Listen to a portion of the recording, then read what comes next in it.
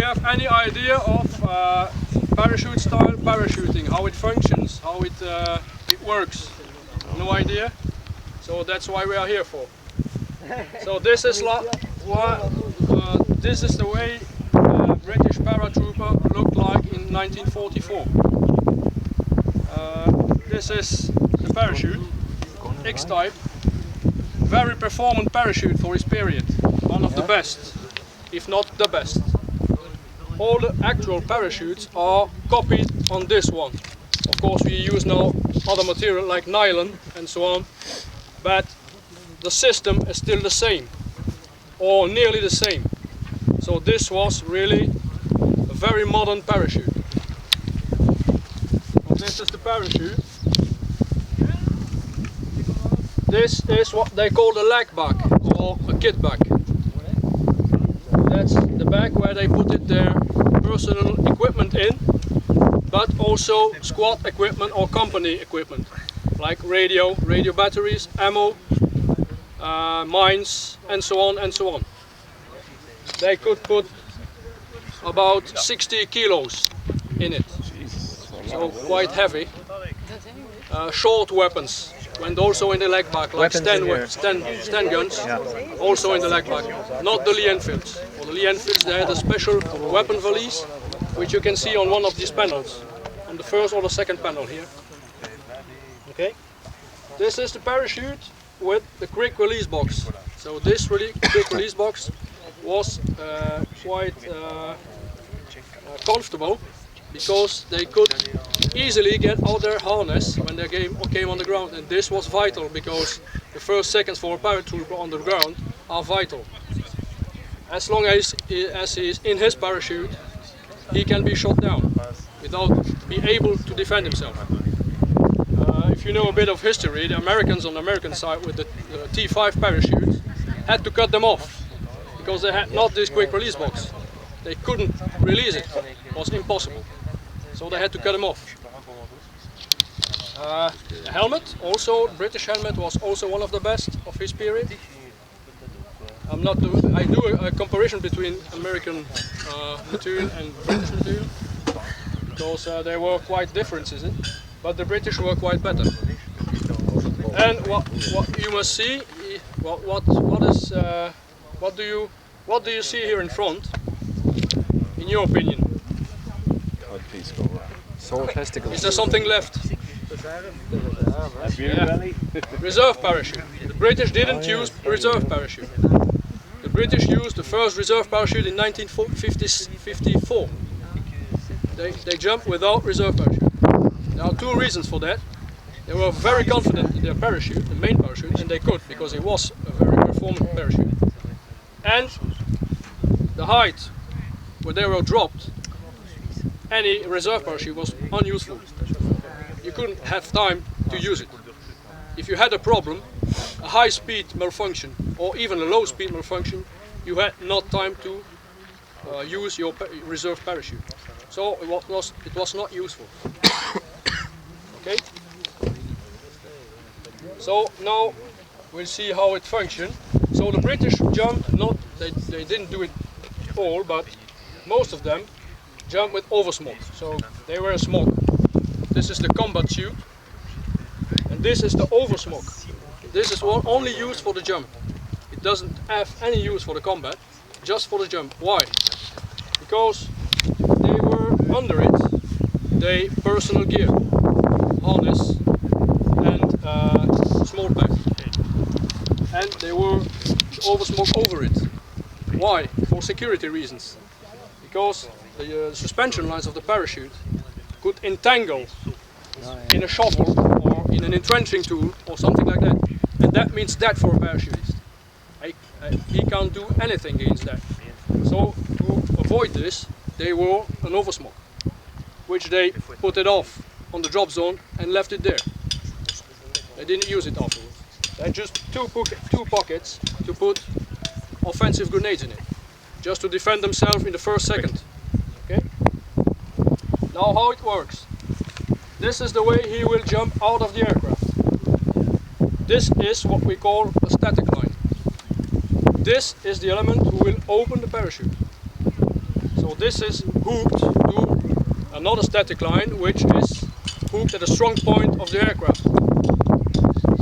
So when the parachutes jump out,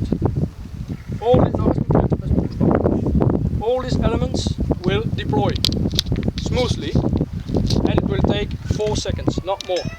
So he will make a free fall of 4 seconds before the parachute canopy opens and take the air. All these small cords are braking cords. They are supposed to brake with 80 kilos pressure. So when you pull hard on it, they will brake. This one isn't, just for the show, but normally it's braking tool. If I pull hard on it, it will brake, and it must brake. It's just there to hold all together. So here I have to put the knots out. Non, ça va. Je peux te mettre comme ça. So imagine the parachute is just out of the plane. This is hooked to the aircraft. This will happen at very high speed. Then, c'est un peu comme ça. Regarde vers la casemate pour que ces gens-là puissent voir. So, at a very high speed. Je peux prendre ça. This is what we call the main pack. This is the main pack of the parachute. The parachute is inside another pack, which we call the deployment pack. It takes me more than 4 seconds. Sorry for that. So what happened? These other brakes. This is the deployment pack. The deployment pack comes out, and then quelqu'un pour tenir là? Yes. Tu peux tenir là? Viens ici de ce côté-ci pour comme ça ils peuvent voir. No.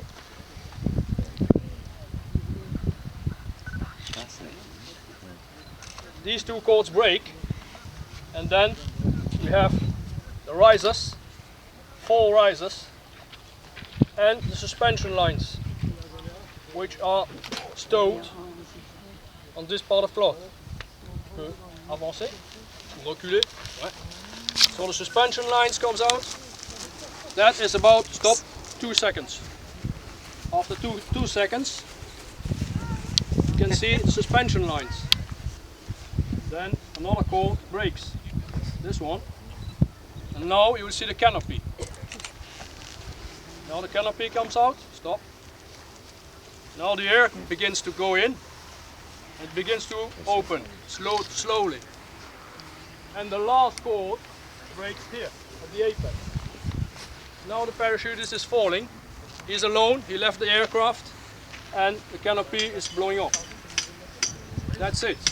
These elements are hanging on the side of the aircraft.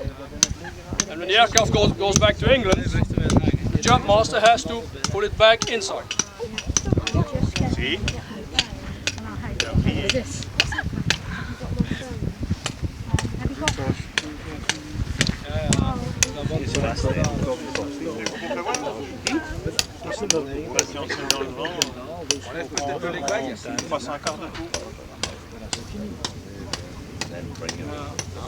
Lâche-la, pas gonfler. Lâche-la.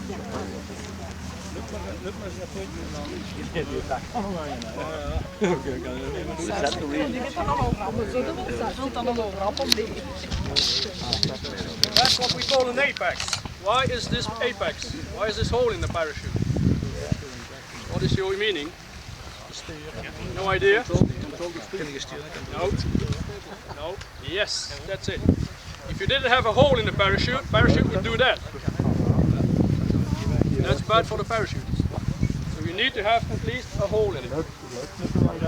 Now modern parachutes have more holes in it.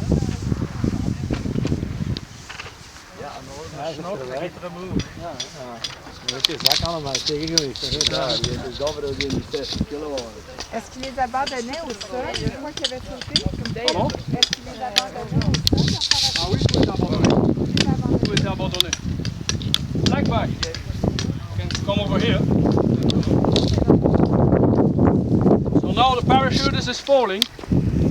He control this parachute to see if it's open. You see it's open. Now he's going to look where he's going to land, and what he now has to do is to release his leg back. How will he do that? Like this. He will just pull here, and he will hold this strongly this toe, because that's a brake. To make the leg back not fall too fast. Pull there, and the back falls. And what happened? Lash toe. So the back is hanging underneath the parachutist, and it will hit the ground before the parachutist. Some of them didn't even have time to release it. That means a breaking leg, at least.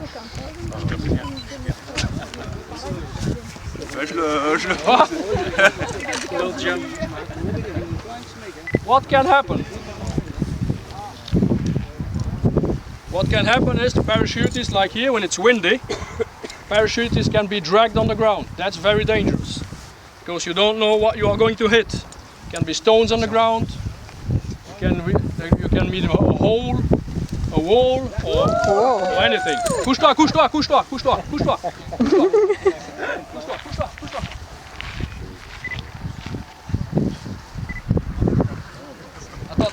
Attends.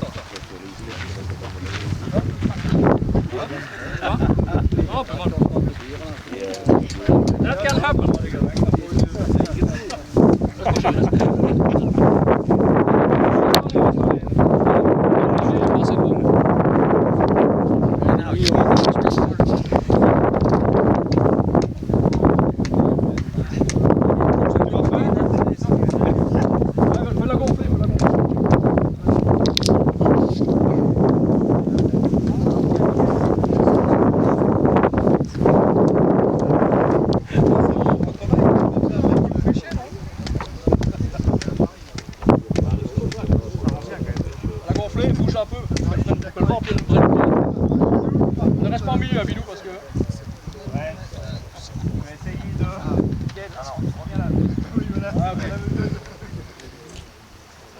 So if that happens, imagine.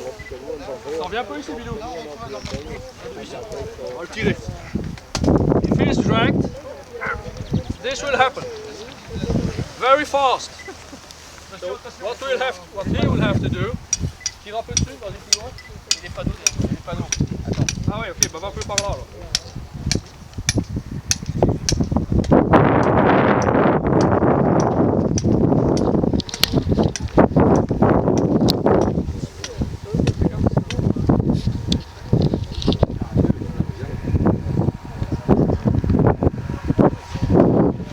They learn drills for dragging. Now with modern parachutes you have cape wells, so you can release the canopy.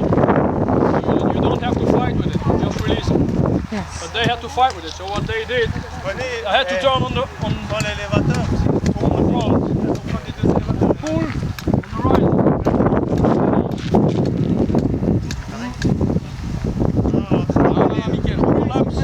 Collapse the canopy, and then stand up, run around.